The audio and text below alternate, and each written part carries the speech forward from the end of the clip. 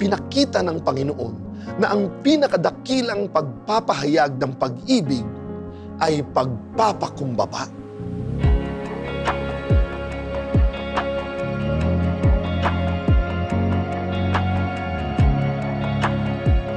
Day 38. Our gospel today is taken from John. Do you understand what I have done for you? He asked them. You call me teacher and Lord, and rightly so, for that is what I am. Now that I, your Lord and teacher, have washed your feet, you also should wash one another's feet. I have set you an example that you should do as I have done for you. Ang Huwebes Santo o Maundy Thursday ay tunay na makahulugan para sa ating mga Kristiyano, lalo na sa ating mga Katoliko. Ginugunita at inaabangan pa nga natin ang seremonya ng paghuhugas ng mga paa o washing of the feet ng Panginoong Hesus sa kanyang mga disipulo. Sa araw ding ito, itinatag ng Panginoong Hesus ang banal na sakramento ng Eucharistia sa naganap na huling hapunan o Last Supper. Ang Maundy ay hango sa salitang mande o mandatum, na ang ibig sabihin ay mandate o command, utos. Dahil sa gabing ito, nagbigay ng bagong utos o new commandment ang Panginoong Hesus. Love one another as I have loved you. Subalit pansinin ninyo na sa ating ebanghelyo ngayon ayon kay Juan, at kung babasahin mo ang mga kaugnay na ebanghelyo dito, naunang maghugas ng paa si Jesus bago ibinigay ang new commandment of love. Maraming expressions ang love, subalit pinakita ng Panginoon na ang pinakadakilang pagpapahayag ng pag-ibig ay pagpapakumbaba. Love and humility.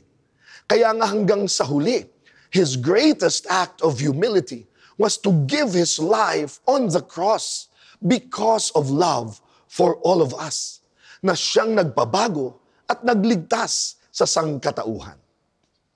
Sa buhay ko, mas nagkakaroon ng pagbabago, kapayapaan, pagkakasundo at kaayusan ang lahat sa pamilya, sa aming paaralan, sa aming spiritual community at sa anumang organisasyon o relasyon mayroon ako.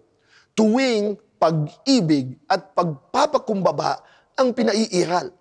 Hindi ang kapangyarihan o pagmamataas.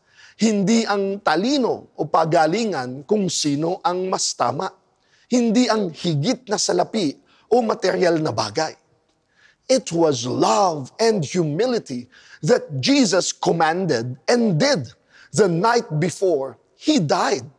At madalas, ang sinabi at ginawa ng isang tao bago siya mamatay ay napakahalaga, lalo na kung ito ay huling habilin niya. Because Jesus did give the instruction to do this to one another as I have done to you. It was love and humility that saved all of us.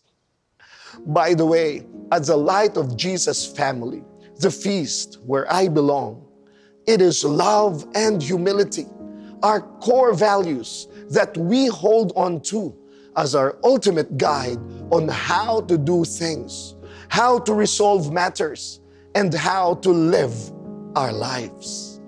Today, on this Maundy Thursday, may love and humility reign in our hearts for us to truly obey Jesus, our Lord and Savior, and become like Him. A blessed Maundy Thursday to all of us.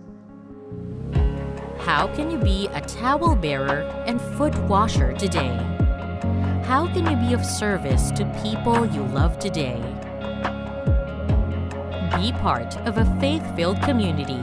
Go to feast.ph and join us.